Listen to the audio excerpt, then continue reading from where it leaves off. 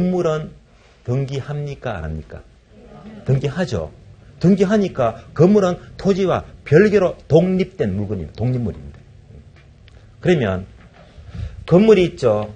주택이 있잖아요. 주택은 등기하잖아요. 독립물입니다. 주택을 둘러싼 담장이 있죠. 앞에 대문이 있죠. 담장이나 대문은 등기한다, 안 한다? 안 한다. 부속물입니다. 그러니까 이런 것들은 등기를 하지 않기 때문에 독립된 물건이 아니라 토지의 부속이 돼요. 토지의 일부로 본다는 말입니다. 이렇게 구분하는 거예요. 자, 토지의 독립물은 예만 밑줄합니다. 건물, 명인 방법을 갖춘 20개 집단, 이것이 모두가 등기 또는 공시 방법이 요구가 됩니다. 그래서 독립된 물건으로 인정되고요. 토지의 부속물은 예를 밑줄합니다. 교량, 터널, 담장, 밑줄, 등기를 하지 않습니다. 등기를 하지 않기 때문에 계속 체크합니다. 토지의 일부로 취급됩니다. 독립물이 아니에요. 일부로 취급합니다. 자, 부속물은요. 교량, 터널, 담장이 있죠. 그 아래에다가 하나만 더 메모하실래요? 국어 적어주고요. 자, 국어는 쉬운 말로 도랑이 있죠. 도랑. 자, 이런 것들은 등기를 하지 않기 때문에 토지의 독립물이 아니라 부속물입니다. 그래서 25회 때 가장 최근 시험은요. 다음 중에서 토지의 독립물로 볼 수가 없는 것은 1번, 2번, 3번, 4번 틀린다 국어. 이런 부속물입니다. 이렇게 출제가 되었어요. B번 내려가죠. 토지에 정착되어 있으면서 매년 경작을 요구하지 않는 밑줄합니다. 나무나 다년생 식물은 정착물로 간주가 되어 정착물로 본다는 말입니다. 특히 다년생 식물은요. 1년생이 아니죠. 다년생은 여러 해를 말합니다. 그러니까 얘가 바로 계속적 고정을 가리키잖아요. 그래서 정착물로 보는 거예요. 그러면 다음 페이지 넘어가세요. 그러나 추수가 끝난 후에 가을철이죠. 밑줄합니다. 경작, 수확물, 벼, 배추 등을 말해요. 얘는 농작물이죠. 얘는 정착물이 아니라 동산으로 간주가 돼요. 한 번 더 비교합니다. 자, 나무나 다년생 식물은 정착물이다, 아니다? 이다. 그러나 경작, 수확물은 정착물이 아니라 동산에 불과합니다. 까지를 비교하시고요. D급번 내려가죠. 우리나라와 외국의 부동산 개념 차이다. 자, 외국은 바로 구미 되어 있죠. 구미하게 되면 바로 유럽과 미국을 말해요. 외국이죠. 자, 우리나라와 외국은 부동산 의미가 달라집니다. 약간 달라요. 어떻게 달라지느냐? A번 보게 되면 우리나라는 즉 한국과 일본 등의 법제에서는 밑줄합니다.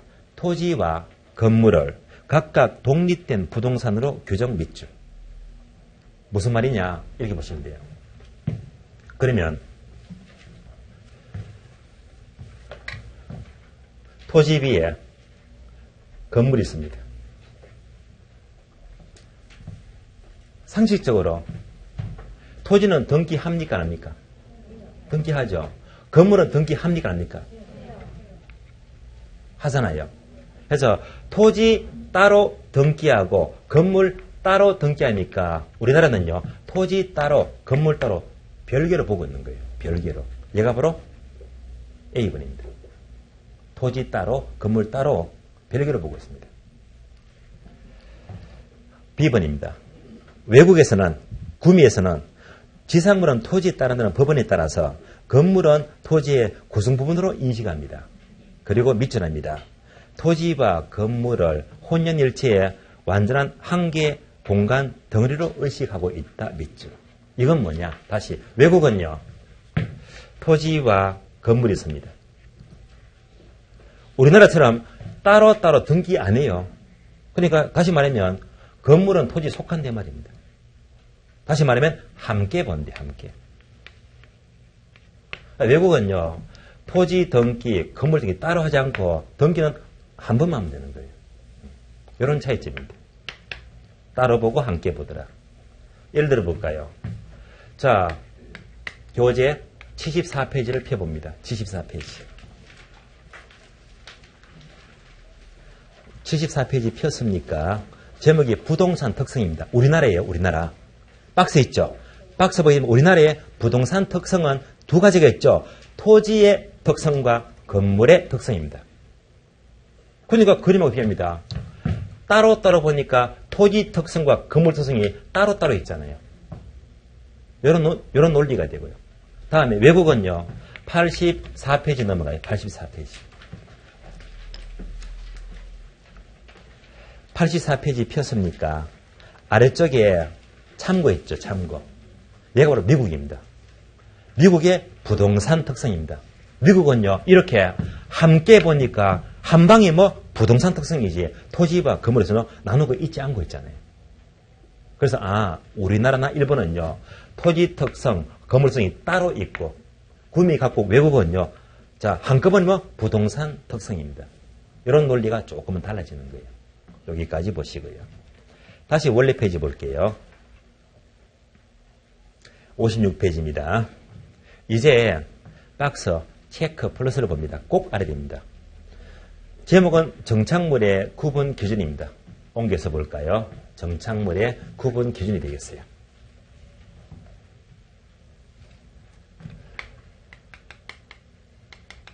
자, 여기서 포인트는 우리가 공부했던 정착물은 어떤 고정? 계속적 고정입니다. 계속적 고정. 비교해 볼까요? 동산이 있어요. 예컨대 제가 분필을 들고 있어요. 동산 맞죠? 분필 지우개를 들고 있습니다. 얘도 동산입니다. 특징이 뭐죠?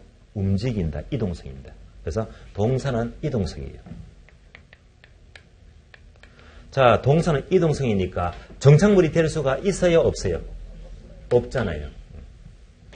그러나 동산이라고 하더라도 얘가 계속적으로 고정이 될 수 있다면, 계속적인 고정이 될 수 있다면 이럴 때는 정착물을 볼 수가 있단 말입니다. 이런 목차 크게 네 가지 있죠. 자, 1번 물건의 부착 방법, 2번 물건의 설치 의도, 3번 물건의 성격, 4번 거래 당사의 관계에 따라서 구분합니다. 네 가지입니다. 첫 번째, 물건의 부착 방법입니다. 두 번째, 물건의 설치 의도. 세 번째가 물건의 성격입니다.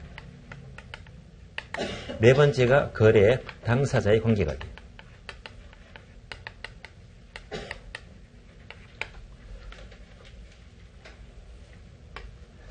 자, 이 목차만 묻는 문제는 출제가 된 적이 없어요. 출제가 안 되기 때문에 굳이 이것을 일일이 여러분들은 암기할 필요가 없단 말입니다. 그러나 기왕이면 이것도 좀 더 체계적으로 빨리 떠올리고 싶다면 우리가 되게 TV 보게 되면 유치원 앞에 뭐였죠? 어디 부설 유치원 늘 들어보셨죠? 부설 유치원이 아니고 바로 부설 성당입니다. 그럼 쉽잖아요. 부설 성당 하시면 돼요.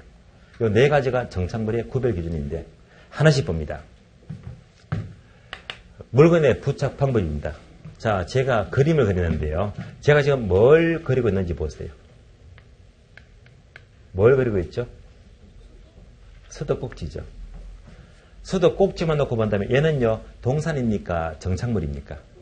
동산이죠. 왜? 들고 호수를 넣어버리면 되니까 동산입니다. 그러나 이 수도꼭지를 주택에 주방에 설치할 적에는 파이프 구멍을 이렇게 뻥 뚫어서 이렇게 부착을 시키죠. 그러니까 건물에 손상을 주고 부착을 시켰더니 계속적 고정이 되어버렸잖아요. 이럴 때는 정착물로 보지 말입니다. 따라서 동산이라고 하더라도 건물에 손상을 주면서 설치를 하게 되면 이럴 때는 계속적 고정이 되는 거예요. 이런 경우는 정착물로 간주가 돼요.